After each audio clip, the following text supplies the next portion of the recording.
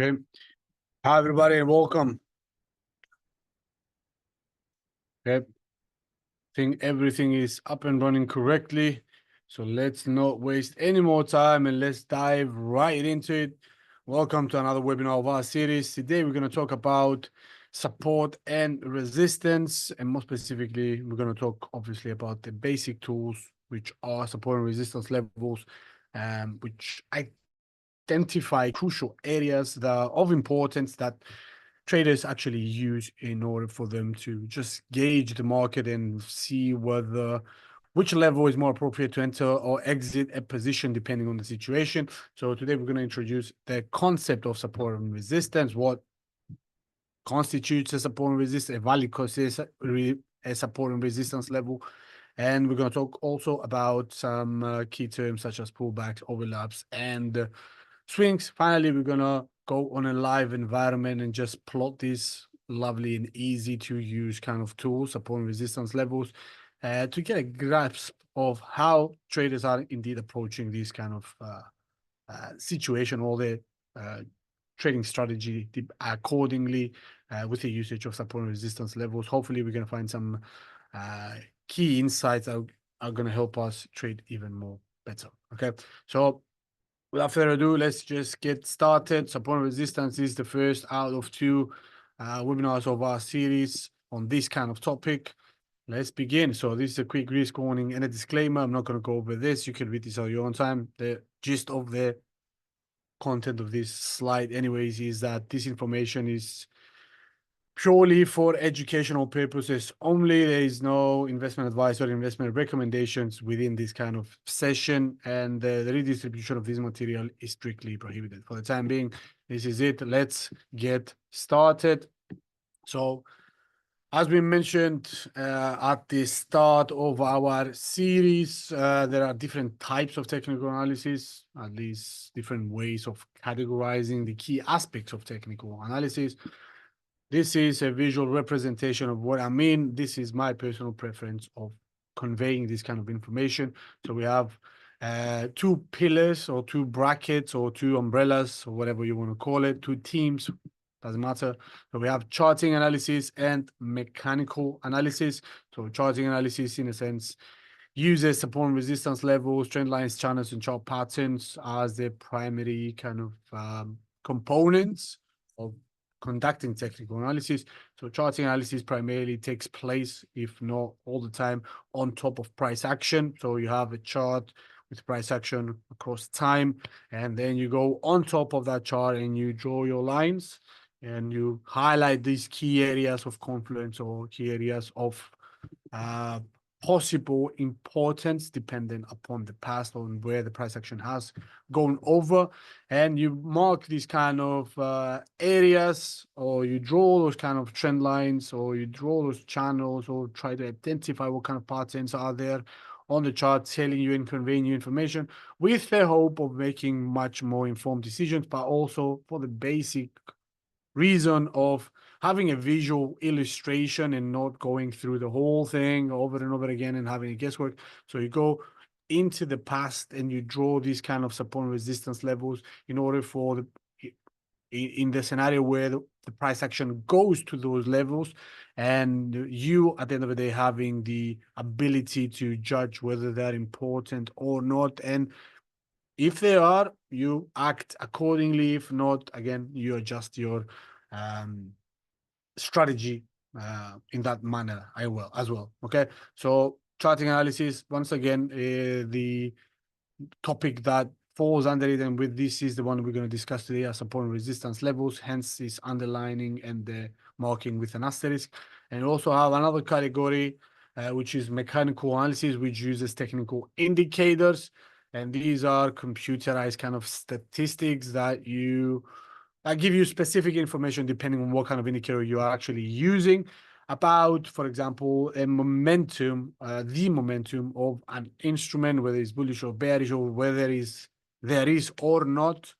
Moving averages, for example, will give you the confirmation of where the trend is actually headed at, whether the trend has actually ended, has reversed, whatever that is. Oscillators are in general are technical indications that, let's just say, as they do, oscillate or vibrate or move between two bounds. And the higher the number is, it gives you a specific kind of indication, and lower the number is obviously the same thing. So oscillators are calculating like something like open interest, momentum, and many other kind of key concepts or breadth of how the market is working. And we also have under this category moving averages, oscillators, bands and envelopes, and many other technical indicators. Most of them, with the exception of Bollinger Bands and moving averages in this kind of list of instruments, those technical indicators are going below on a below the charts on a separate panel, and you see these kind of waves being formed depending on how the price action has performed over the past X amount of time. And again, they give you information. We're going to cover each and every one of these, or at least most of these, in the upcoming webinar. So moving average, we're going to do a special webinar on that. Oscillator, we're going to choose a few of them and present it to you, such as, for example, moving average convergence and divergence, the basic momentum, RSI, and many others.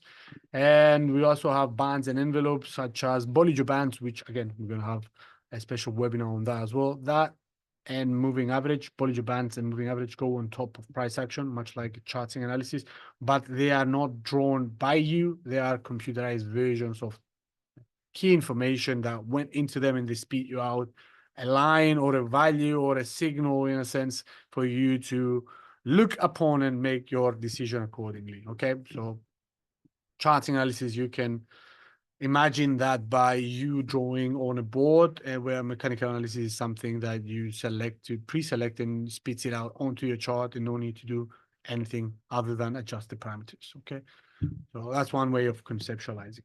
So support and resistance, the topic of the day. So what is support and what is resistance? How are they helpful? How are they not? Can you use them effectively onto your chart and make informed decisions? I believe so. So support and resistance are, again, super basic concepts. We're talking about lines, and more specifically, it's better not to think of them as line as such, much more like an area rather than a specific line that says, you know what, euro dollar is at 1.1015. Okay, so we're talking about that is being the support or the resistance level. We're talking about an area, not specific to the pip or the point of that specific, for example, FX pair. We're talking about an area in general. So an area where you see price action failing to break below or above, depending on that is, it's going to be a support resistance level. And these are the areas we expect price action to stall. Okay, so if the price action has in the past stalled in these kind of areas, we mark them as important, expecting that in the future they are gonna act as such at that point in time. Okay, so support is a level or area on the chart where buying interest, more specifically, is sufficiently strong to overcome selling pressure. So imagine that the bears are in control and they're driving price action lower, and they fall to a specific level, let's just say, I don't know, the $200 mark, and you see the price action, you see the bears being in control, and then you see for some reason around the 200 area, round number, you see the prices bouncing from there onwards and not being able to continue falling downwards. So if that resistance, if that support holds for, if that attempt holds for 1, 2, 3, 4 times, that is marked as a key area where you expect to see some sort of support in the future taking place, because that area, for some reason, it was branded by traders as important enough. Whether that is validated or not, we do not care. We care about how the price action behaves, excluding the fundamental aspect of things. We're looking at the situation from a technical standpoint of view, without knowing anything else about what has happened with the financial statements of that company, or with the geopolitical kind of uncertainty that surrounds that the currencies of that specific pair, or one side of the pair. Okay, you get the idea. We're talking about areas purely from a price point standpoint of view.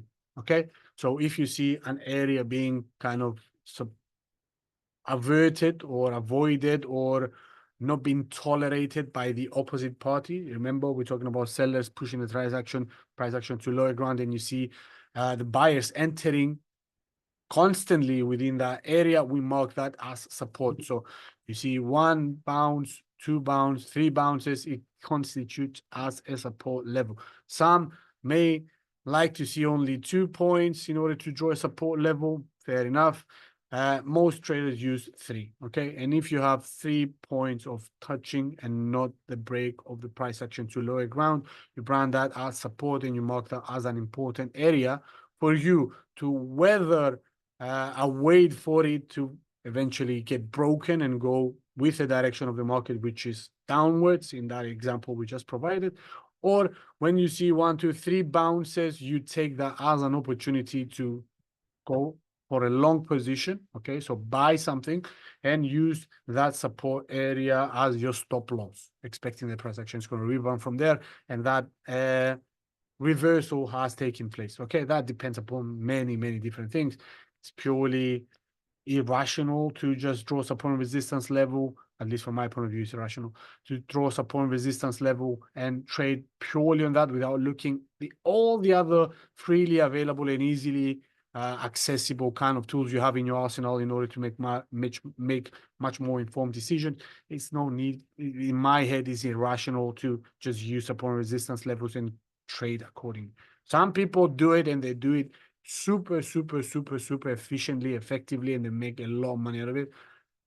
We're talking about beginners here. If you are not familiar with this kind of concept, or if you have not seen enough of these kind of movements, because it's not only support and resistance level, it's identifying chart patterns as well and other major formations that are actually indirectly telling you, you know what, the reversal is going to take place at this kind of level. If you're not familiar with those concepts, if you don't have that prior knowledge and you just draw support and resistance levels and you trade upon them, super hard to make money. I mean, you may get lucky, but the point here is with this series, with this webinar series, is to let's just say evaluate all the available tools you have in your arsenal in order to get a holistic kind of understanding of how the markets are actually working, or the instrument that of your choice is actually working.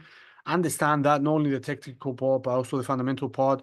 Get that knowledge first, and then you go on and capitalize upon that, okay? Rather than just learning one thing, which is support with drawing correctly, quote unquote, because it's subjective. That's why I've done the quote unquote support and resistance levels and going at trading like that, okay? So, you know, it's not my way of doing it, so why not?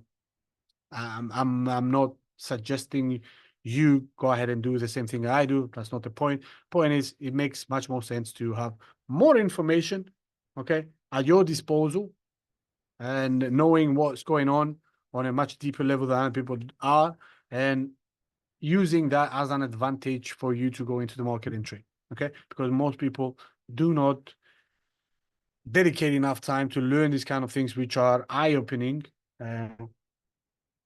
and they are indeed helpful and make much more accurate decisions depending upon that. And you actually go ahead and just use the simple stuff, and you attempt to make money. Most of the time you lose. Okay, so why not go through the knowledge? I know it's hard to sit your bum down and just start learning stuff, but if you want to be successful, you have to do the work. You have to sweat. You have to work.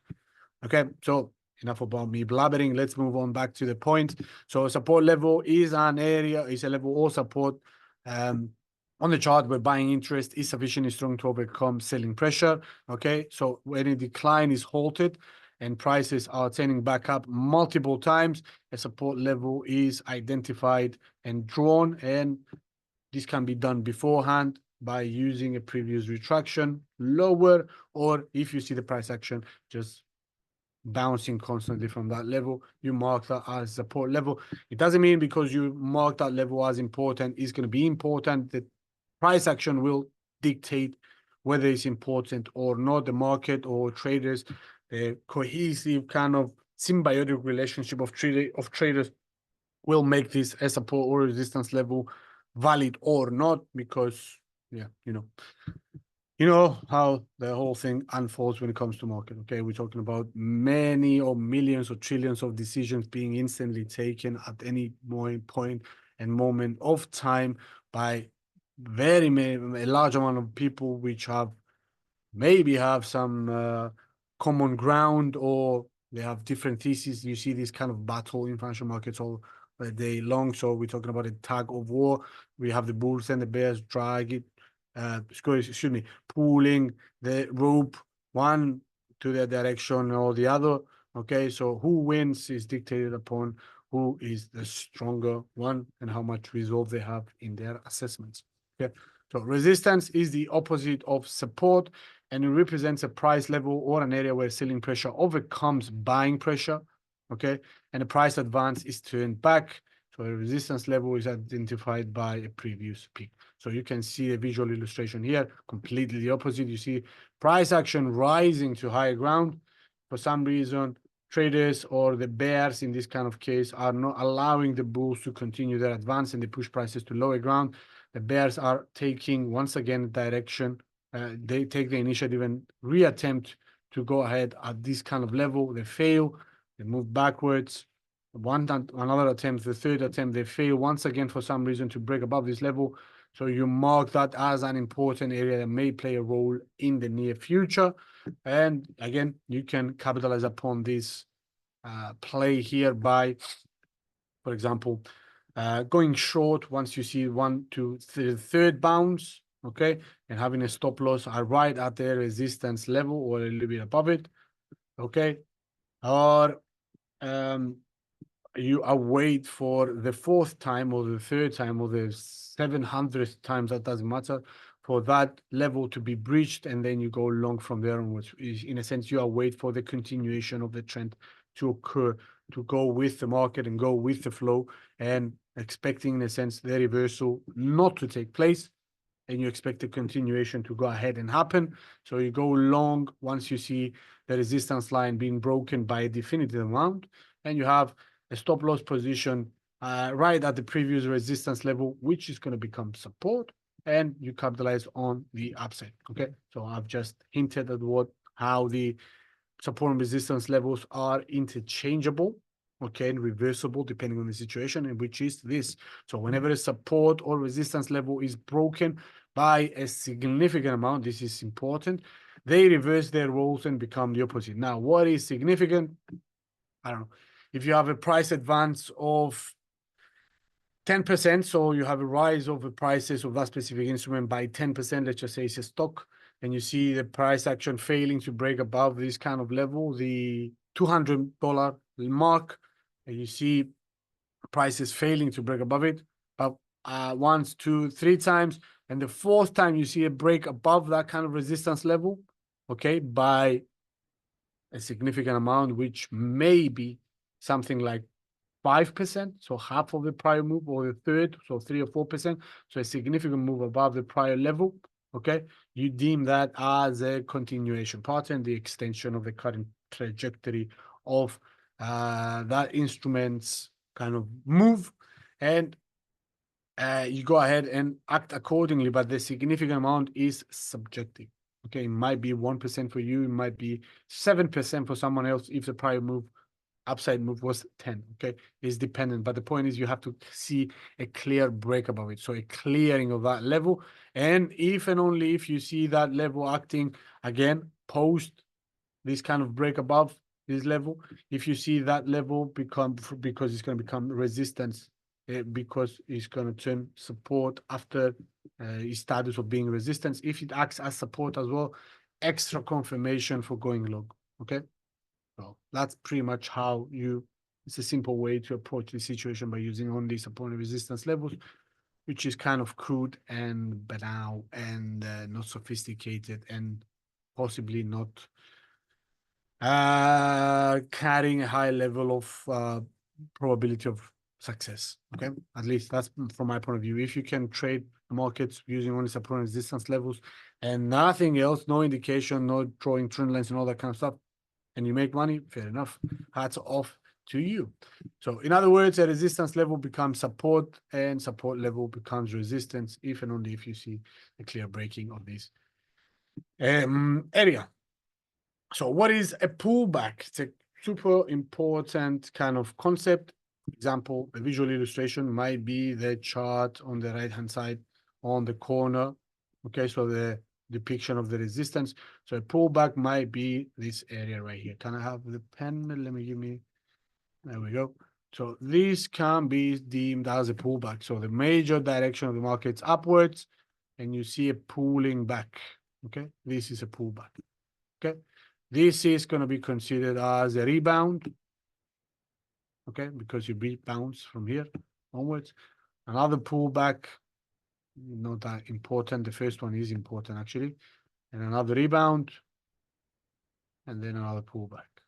This may be, if it's actually this, and you have seen below, breaking below this level, from here onwards is not only a pullback, a temporary pause of price action, is actually a reversal. The whole thing is a reversal. Okay. So pullback is essentially a pause or a moderate drop in an instrument's price from its recent peaks. So this is the recent peak, 1 and 2 and 3. Okay. So a pause or a moderate drop. Okay. So pullbacks signify potential corrections in the major trend of an instrument. Okay. So you have a clear direction, and at some point in time you see a pullback. That means a temporary correction. And that's the key concept or key theme or key concept of pullbacks. They are temporary in nature. Okay. So if it does continue to move downwards from here onwards, lower highs, lower highs, lower lows, that is not a pullback. Maybe the entire move may be a pullback, but some may consider this as more accurate of saying it as a yes, retracement, but also reversal. Okay, so those very correlations are often short in duration, and once they succeed, they finish, the main trend continues. So in order for it to be a pullback, the major trend, what is major trend, must carry on. Okay, that is the technical definition of a pullback. Furthermore, many pullbacks can be spotted moving towards to or by bouncing from key support and resistance levels, which we're gonna look at a live environment in a few moments. Okay, hence it is the trader's best interest to spot these movements as it can provide great entry points. Okay, because you can capitalize on the expectation that the trend will resume its projected course. Okay, so many people like to buy this. Okay, or somewhere in here. Okay, the corrective, excuse me, the buy the dip of the pullback, and their action is categorized as a corrective rebound play. Okay, so you are waiting for the price action to once again head for that resistance level, hoping that it's going to break above it and you're going to have a lot more money in the bank. Or if you see it failing to break once, twice, 3 times, you enter here and you close your position as soon as you see the market once again retracing backwards. Okay. Okay, let's go on to a live environment to see much more clearly. You can call that swing as well an overlap. So overlap is going on top of the price action once again. So you gotta see that in a live environment. So let's go on to trading view to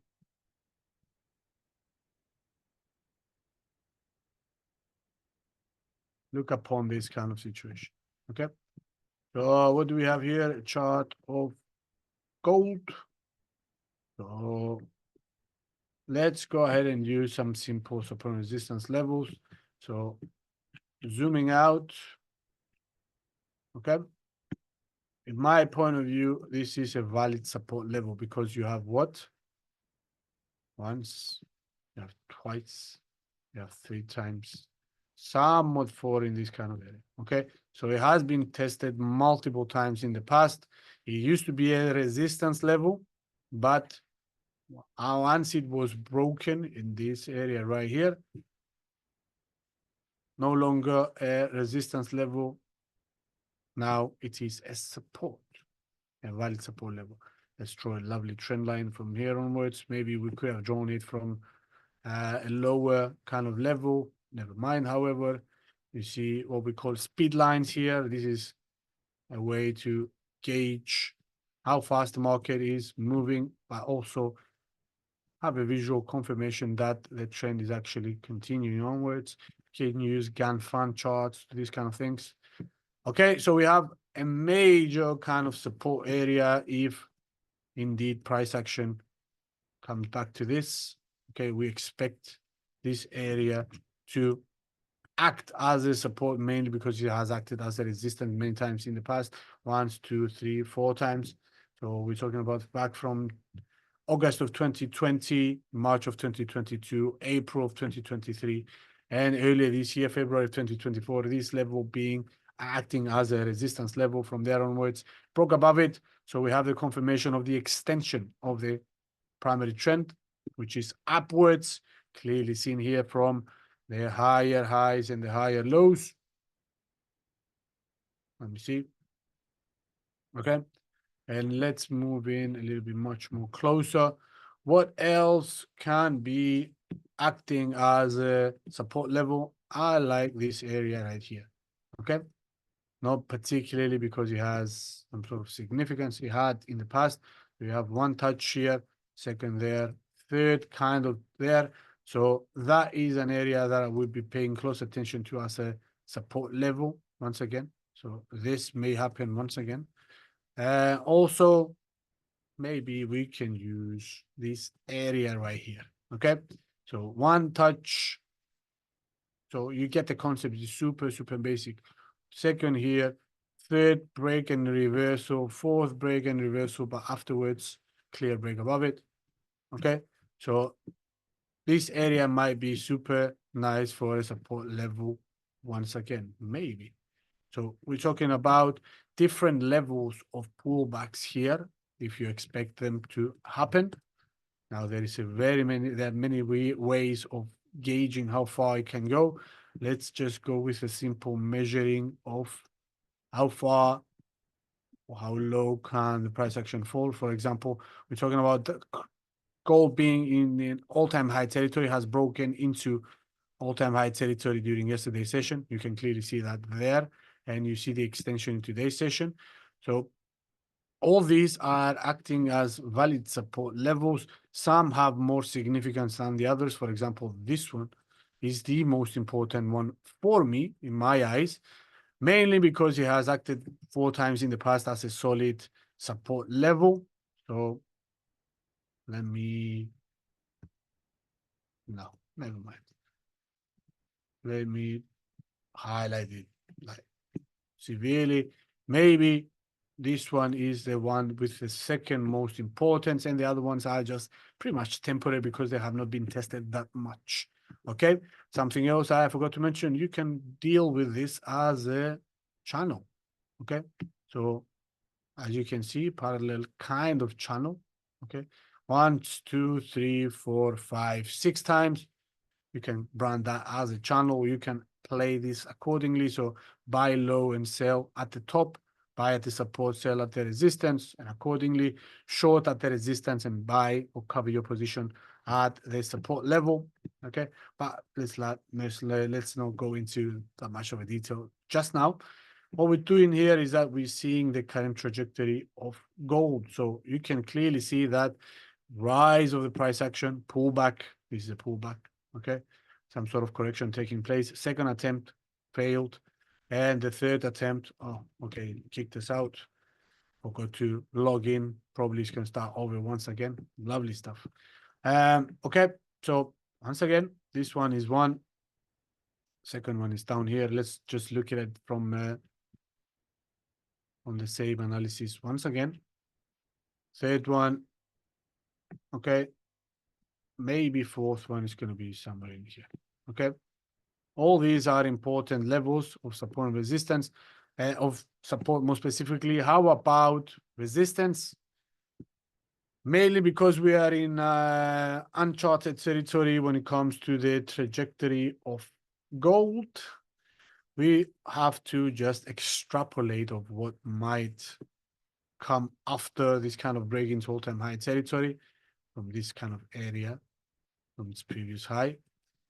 Um, Usually it's just a random kind of projection. You can use Fibonacci extensions and projections about this one actually.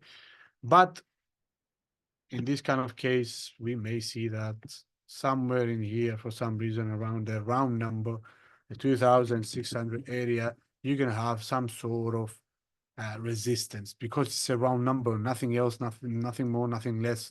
And we don't have any major other information about where resistance is going to take place next. So we just assume in other charts, it's much more clearer where the resistance is. We're going to do another one, probably going to do WTI. But yeah, for the time being, this is how you treat. So support and resistance levels or how you plot them. And let's just do a quick kind of showcase of how you can play this. Where is the orders long position? Okay. So maybe you expect the price action to fall back once again into this area where you're going to go long. Okay, mainly because you're going to see the price action. Let me explain what I mean by this. So mainly you could expect to see a pullback from the top. You expect to see some sort of support taking place here. You have once, you have twice, you have 3 or 4 times there.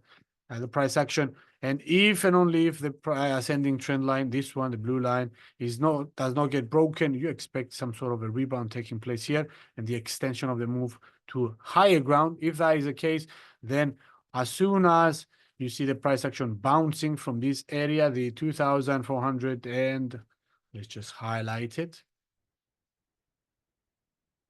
2, 4, just keep it like a round number like this. Okay. This area, you go long there, you have a stop loss at the prior resistance level, which has now turned into support because you have 1, 2, 3, 4, 5, 6, 7, 8, many times here. You expect this area to kind of hold if this one fails. Okay. And you have a target up there for a take profit. So you're risking 2% in order to get 5%. So risk reward ratio of around 2.5. So that's very, very decent. If and only if we see a pullback and then you just capitalize upon that. So that's one way of playing it. Or once you see the price action reaching that 2,600 level, which is a key area, it's key psychological round number. If you see the price action not breaking past that, okay, you can, in a sense, go short at the top, okay, have your take profit down here, and maybe, let's just say, depending on your risk reward tolerance, your risk tolerance, let's just say you're going to sacrifice 2% in order to get 4.8. So that's a risk reward ratio of 2.2. Okay, not bad, decent when it comes to gold, yeah. But yeah, those are 2 examples of how you can play this. Or another one may be price action breaks below this kind of support area. So from here onwards, if you see the break below the ascending trend line, most of the times you expect some sideways price action to take place. Whether it's going to go up or down, we do not know. Maybe it's going to hold above this kind of other longer term ascending trend line, and then it's going to move to higher ground. Okay, if it breaks below that, you can trade this kind of range. Or if this level doesn't hold either and you see plummeting down here, as soon as you see the break below this kind of area, you can go short. Okay, somewhere in here, have this target as the next support area where you're going to see price action stalling, and you adjust your take profit accordingly. Okay, it's not going to allow us to work efficiently today. I should have logged in. Can't remember the passwords out of my head, so unfortunately we're going to keep doing this. So let's move on to WTI quickly. Let's spot support and resistance levels. We are on a daily chart of WTI, and you can see this kind of zigzag, long-term zigzags, and you can clearly point out that this area right here is important. Okay, let's not use this area as an area, as a line. Let's do, where is that rectangular kind of shape? No, There we go. Okay, so we mark this as a key area. Why, you may ask? My point of view is pretty obvious. You can also use a line instead. So this is definitely one. One, two failures, three failures, but a break. Fourth, you found support. Fifth, you found support. Once again, support. Once again, support. Again, supported there. So this is definitely a crucial level that I'm going to be paying close attention to, because you have many bounces and many breaks in the past that switched from resistance to support. Okay, so you can see this as a average kind of value, so super important. This one as an area is also something that I will be paying close attention to. Okay, now it's acting as support. If it breaks below it, it's going to turn red. It's going to be resistance if and only if you see a break like this, and then a rebound of price action and a failure to break above. And once again, now this is going to be resistance if this happens. Okay. For the time being, however, we see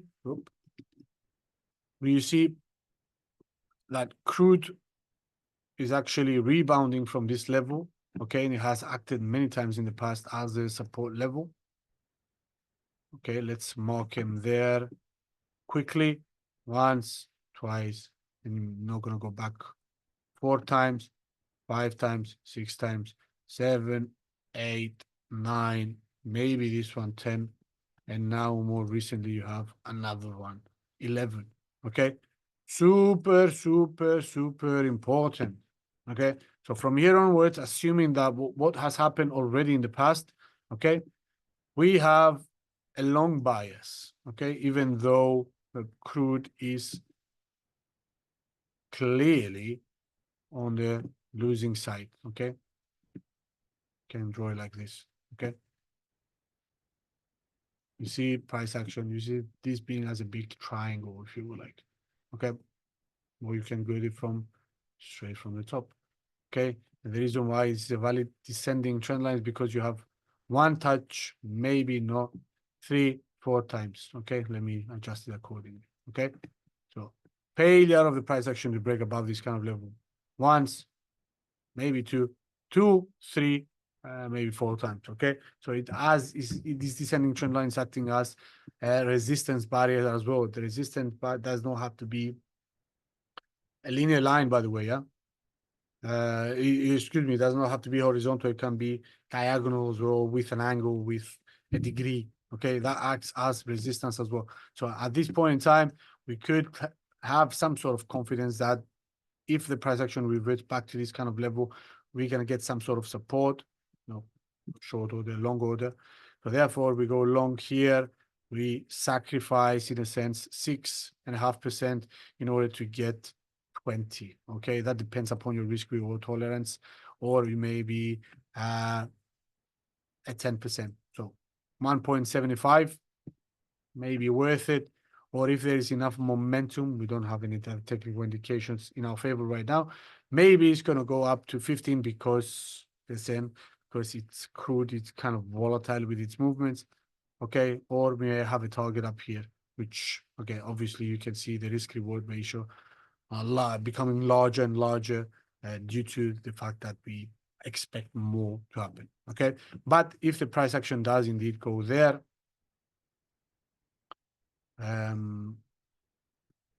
we may be feeling confident enough that something like this is going to happen. And let's not forget that we have to place resistance as well. Okay, in this kind of case, we don't have something clear. Maybe this one is. Okay, I like the fact that if you go from a longer standpoint of view, you can see it once here and 2 times there. But you get the point. That's how you use them to your advantage. Let's just do it really quickly once again. Final one, I promise. Apologies, guys. So the resistance may be this one. Okay. Let's adjust it accordingly. Yep. That's a lovely area in my eyes. Okay, nothing further in the past.